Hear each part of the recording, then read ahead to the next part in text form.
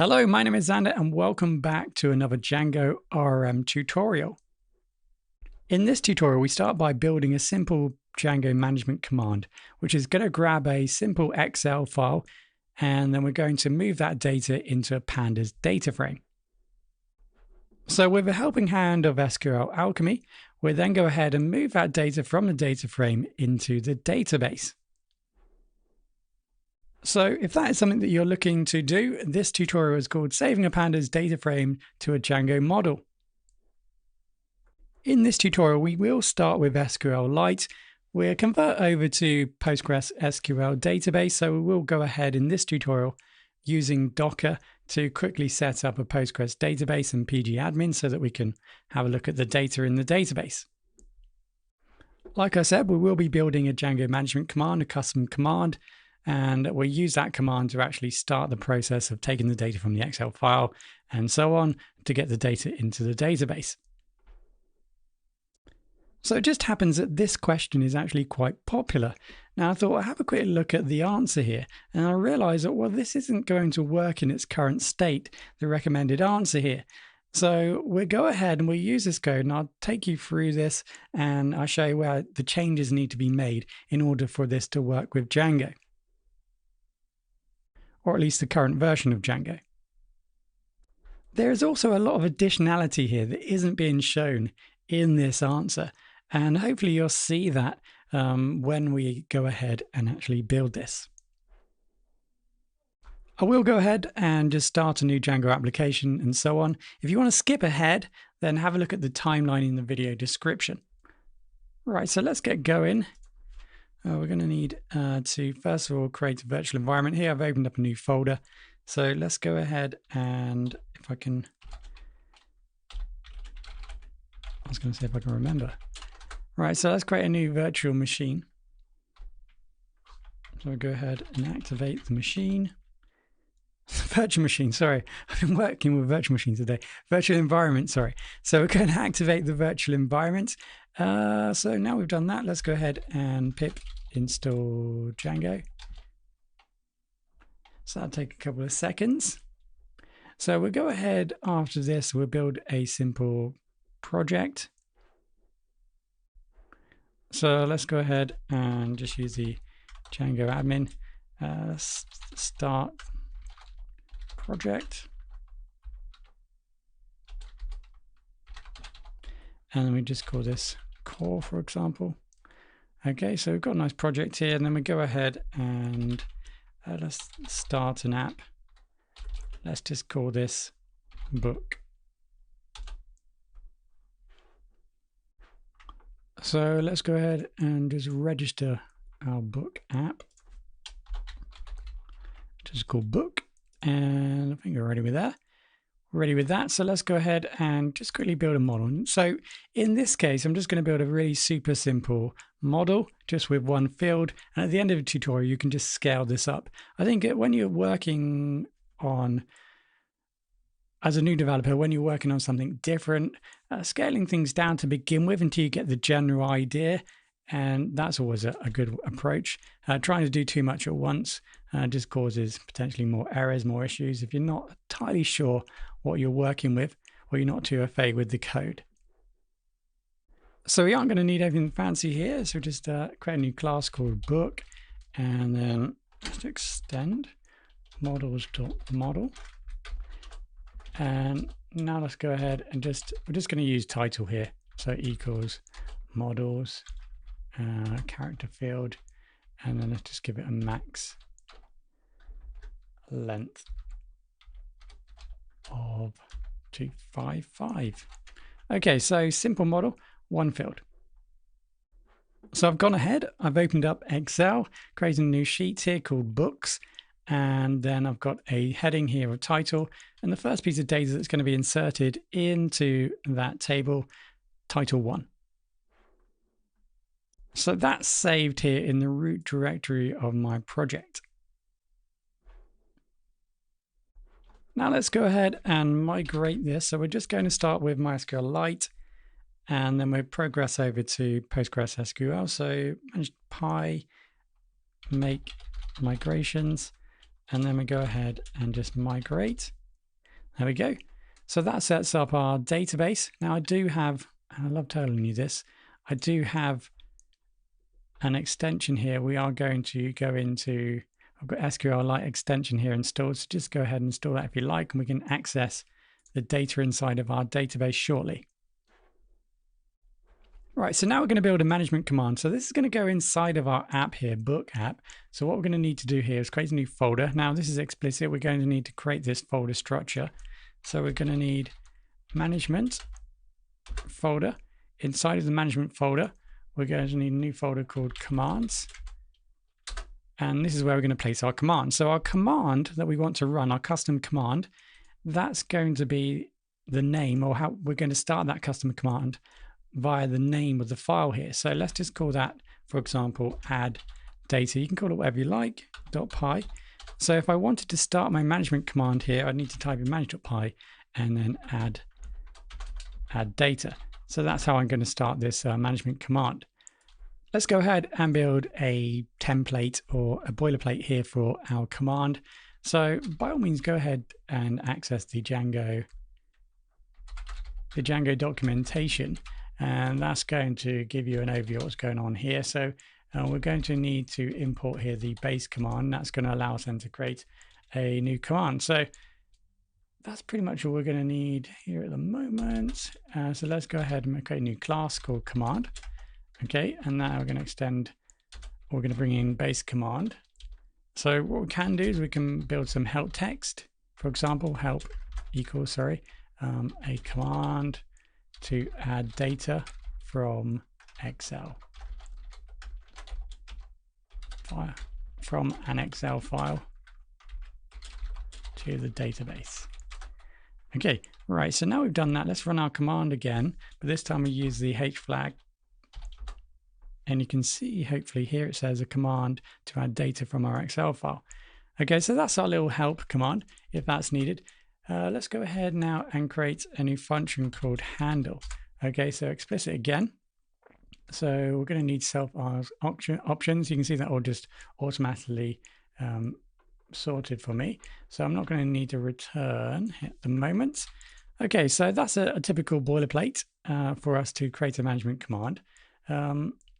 Let's go ahead now and just showcase this. So let's just print hello world. So let's go ahead and run our command now in the manage.py add data command. You can now see we're returning hello world. So you can start to see the mechanics already. So inside of this function here, we're now going to add the commands to grab our Excel file. We're then going to bring in pandas, take our data, put it into a Panda DataFrame, and then insert it into the database. So let's go ahead first and install. We're going to need pandas. So let's go ahead and just pip install pandas. Now, with this, what you're going to find, there's some other dependencies that are going to be required because we're working with Excel. And that's going to be the OpenPyXL library. So let's also go ahead and pip install. If you're not too sure what this is, just go to PyPy and have a look. So this is OpenPyXL. Like I said, this is a library that's going to allow us, or pandas, to kind of access Excel, work with Excel files. So let's go ahead and install that too. So let's now import pandas. So import pandas as PD. Okie dokie. So that's that. So what we need to do now is obviously go ahead and now read our Excel file. Let's go ahead and do that. So let's say Excel file equals, and then it's books. So my Excel file is called books.xlsx. There we go. So let's get this now into a data frame. So this is going to be df equals, and then pandas.read Excel. And then let's just take in the Excel file. So that's going to move the data from the Excel file into a pandas data frame. And we can go ahead now, if you like, and just print df, and then just run our command again to make sure it's working. So that should return the data inside of our Excel file. you can now see that we're viewing the data frame here. So we've taken the data from our Excel file, passed it into a data frame, and we've outputted that data frame. So now let's go ahead and import our database. So from book, so we need access to our database. So book models, import book. Okay, so that was our model. Let's go ahead now and get our data frame. And what we want to do is we want to pass data into the database. So there's a few functions here that we could utilize. And it's well worth reading the manual if you're interested in that. So we've got to SQL. I think we've got from SQL as well. So we can grab data from our database and then put it into our data frame. And that might actually be more interesting, taking data from the database and putting that into an Excel file. That might be something a little bit more an important task or a more common task. So let's go ahead now and define, first of all, we pass in our book. So that's the table that we want to use, or the model. Now in this case, something that needs to be changed here in this model answer, Stack Overflow, or the preferred answer, is that here we're using the model name. Now we want to use the table name. I don't think this is going to work in this manner. So what we're going to need to do here is underscore meta db table. Okay, so we're just specifying the book table. And then we'll go ahead, we're going to need a connection. So that's going to be, we're going to need to find that engine, if you like, or that connection. And then that should be it for now. So let's go ahead now and just quickly build our engine here. So engine, this is, we're going to use create engine, and that's going to be create engine. We're going to utilize that from SQL Alchemy. So what we're going to do here is just pip install. Now, if you're kind of shouting at the screen, you don't need to do that, etc. All I'm doing is just trying to follow this example, because in actual fact, this example is everywhere. Anytime you type in saving pandas dataframes to Django model, you'll find there are multiple web pages. They've utilized this example as the answer. So I'm just trying to follow this for anyone who is trying to follow this as well. So let's go back here, and we're going to use create engine. So what we're going to need to do here is just install SQL Alchemy to utilize this function. So let's go ahead and install that. So now what we can do is set up our, in this case, we're going to start with SQLite, if you remember. So SQLite,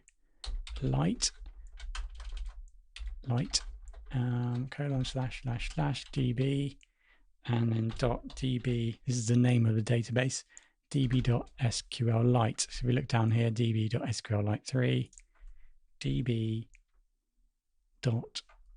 SQLite 3. Okay, so that's going to give access to our database. And we are going to need to bring in create engine from SQL Alchemy. So from SQL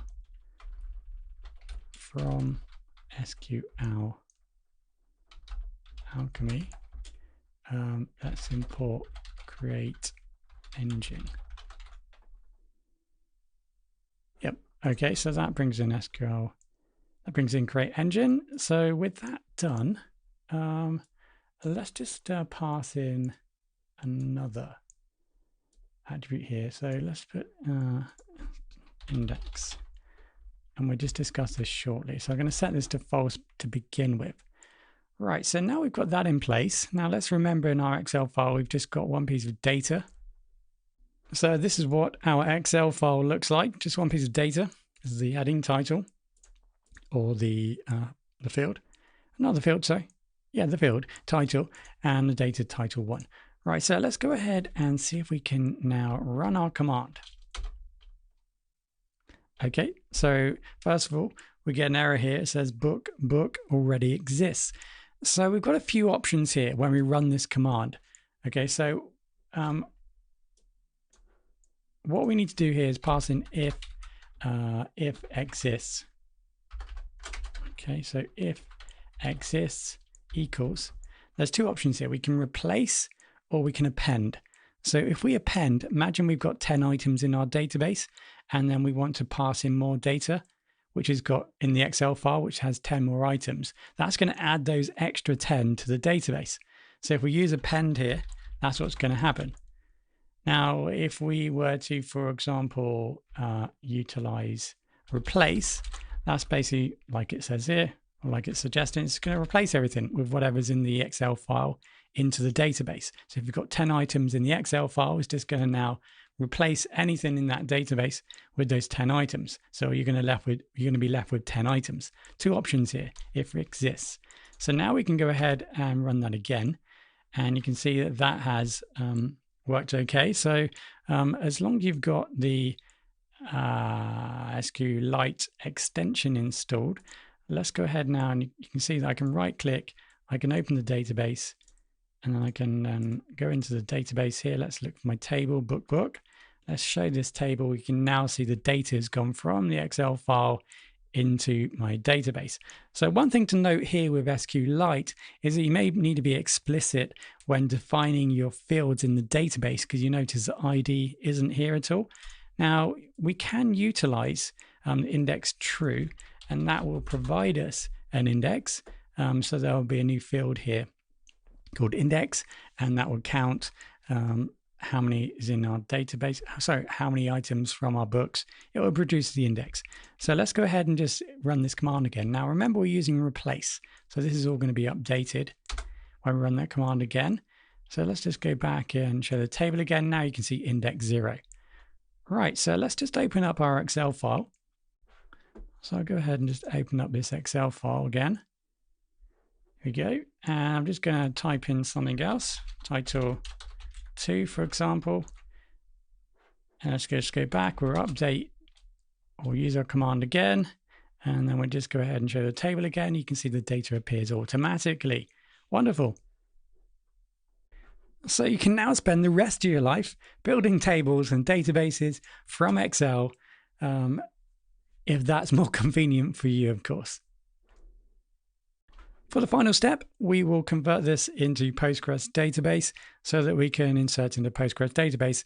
I mean, the mechanics here are going to be exactly the same, except for we just need to set up the engine in a very specific way so that we can connect to Postgres database.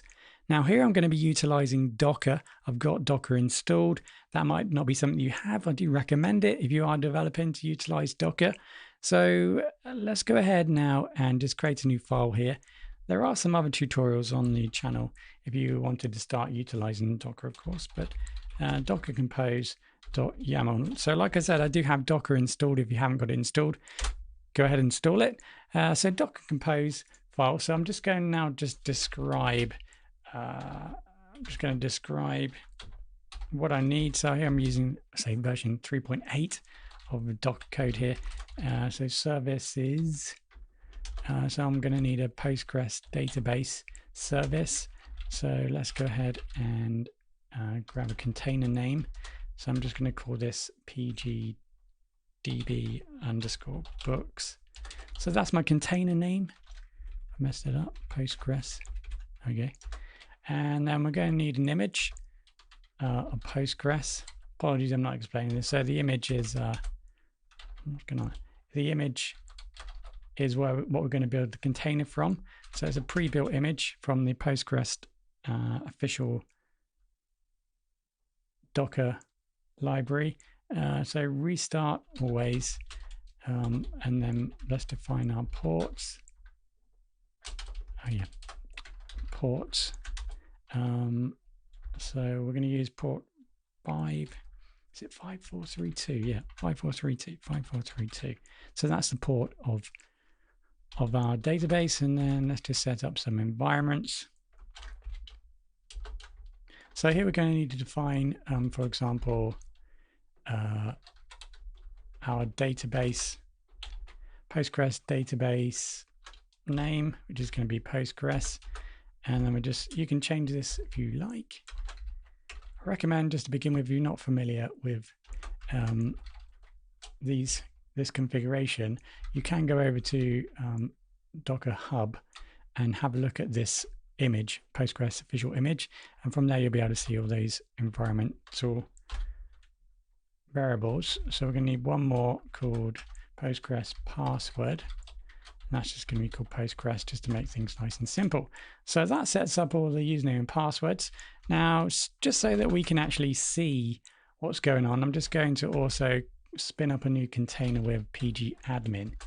Right, so pgadmin, if you're not familiar with this is just a piece of software, web-based software, that's going to allow us to hook into Postgres database and just see the code, administrate our database, and so on.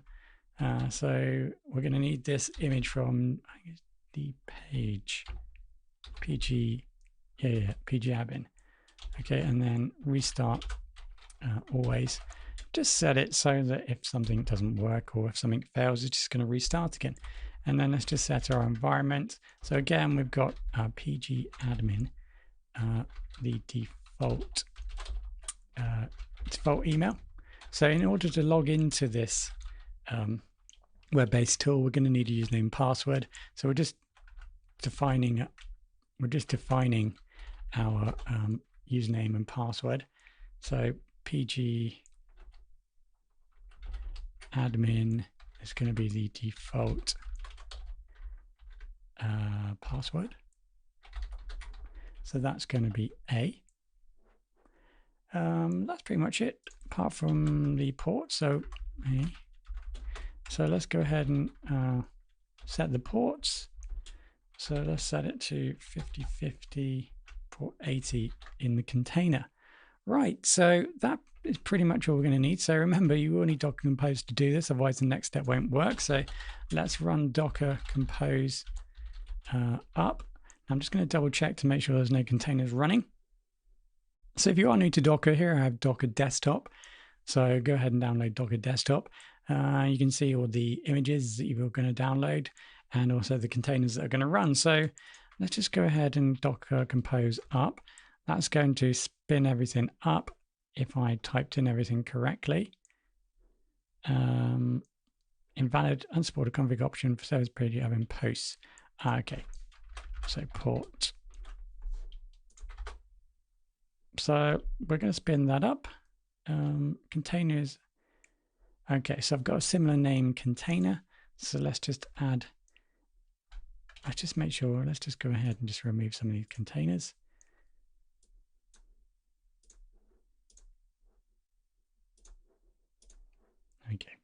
Okay, so let's spin this up again.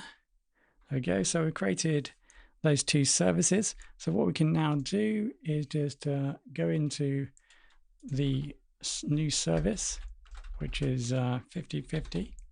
So this is our pgadmin. Doesn't look like it's working. 5050, yep. Okay, just taking a little bit of time. So it was a.com. The username and password was A. So now we've logged in. Let's add a new server. Just call this new server. And then we need a connection. So this is going to be pgdb. So that's the name of that we described here in our service, pgdb. So we're going to access the service via the name here. And then the port is the same. Username was Postgres, and then password is Postgres. We'll save that. That should now give us access to our database. So we can now see our database. We have, once we've migrated, we'll be able to go down to the tables and have a look at the tables and see the data being inserted. So now we have that in place. Let's now go ahead and reconfigure our core settings, because at the moment, you can see that we are running the database setup for the SQLite database. So I've gone ahead and just coded that out. So here we're using the engine from PSCOG2, COP-G2. We're going to need to install this in actual fact to get this working. So basically this is the library, if you like, that is going to give us all the tools, the toolkit to actually connect to our database and interface with our database. So we've got the name Postgres, used Postgres, password Postgres. So that's what we set out in Docker Compose to access the database. We've got the host and then the port number to access the database.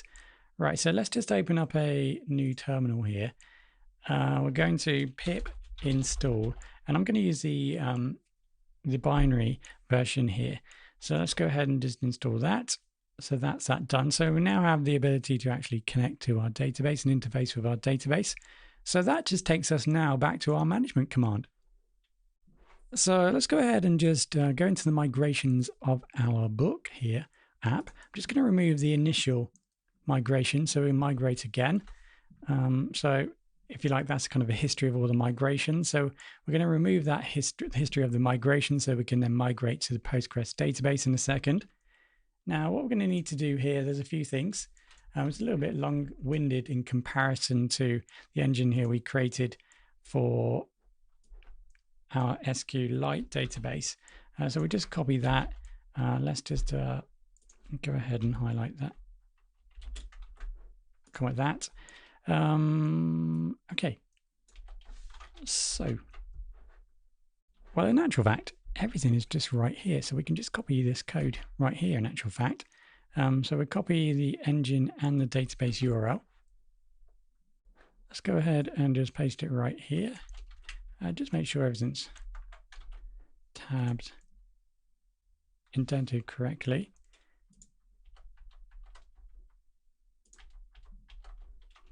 Okay. So I'm just going to put this onto one line.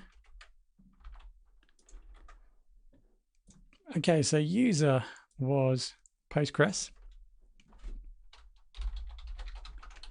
So we just need to set up our user, our password, and our database name. So it's all Postgres, Postgres, Postgres. The port's right, the database name.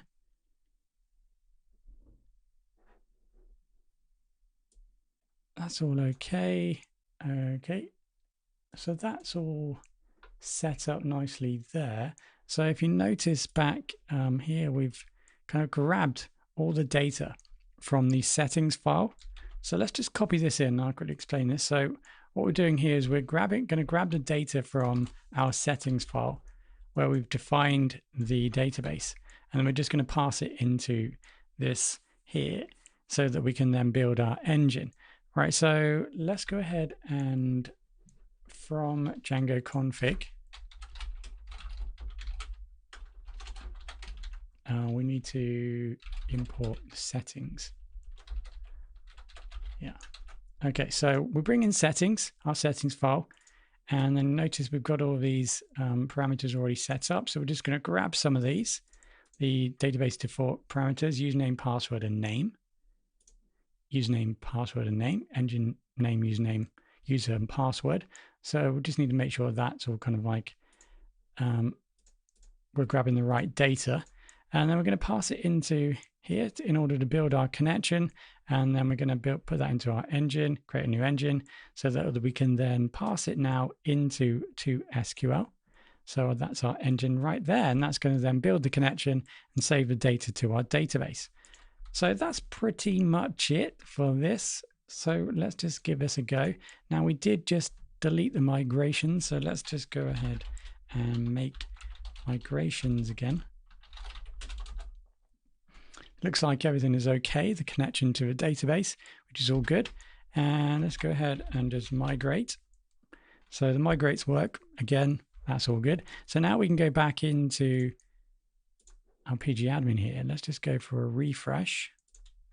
Now we should have some tables. And there we go. So we now have our tables.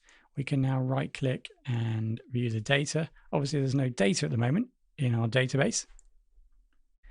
So all we need to do now is run our management command. Okay, so our management command, remember, is the name of this file, add data. Okay, so it says name Postgres is not defined. Name Postgres is not defined. I do apologize, I made a complete mistake here. Obviously, our data is coming from here. So in actual fact, what we need to do is move this across like that. Okay, so you can see the data is coming from these variables here from our settings file. So let's just give that a go again. Okay, so this time it looks like it was successful. Let's go in and just refresh our database and then Go and have a look at the data, and now we have some data inserted.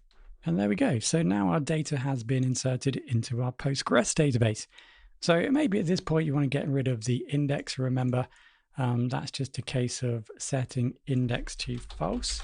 Now again, it might be the case that you want to go ahead and insert a new ID field, unique primary key field. So you would then need to go into your models and potentially explicitly define that and to get this right potentially. So hopefully that's given you a good insight. That's pretty much the end code at this point, utilizing both Postgres database and SQLite. So you might agree that was a little bit more long-winded than simply just adding this code. Hopefully that's given you a little bit more insight into the process that is required to get this code started, or else to work or save data from Panda DataFrames to Django model. Of course, this is really just the start of the story. We could go on for another half an hour, discussing, for example, foreign keys. How do I handle foreign keys? That's probably something that we would want to tackle next. So from there, let's remember that we are essentially just building an individual table. So if we want to maintain referential integrity between the tables, we just need to make sure potentially that we insert the data into our tables in the correct order and make sure that we've got the correct data to kind of build those foreign keys referential integrity between the tables. So I do hope there was some value there. Like I said in the tutorial, I wonder in a future tutorial if we go the other way, so taking data from the database and then putting that into an Excel file. If you are interested in working with Django Python and Excel, then I have started a Python Excel series, and it'd be well worth keeping track of that as we move through the different stages and steps and tools available for us to utilize Excel from Python. So thank you very much for listening. Hopefully that was useful, and I'll see you in the next tutorial.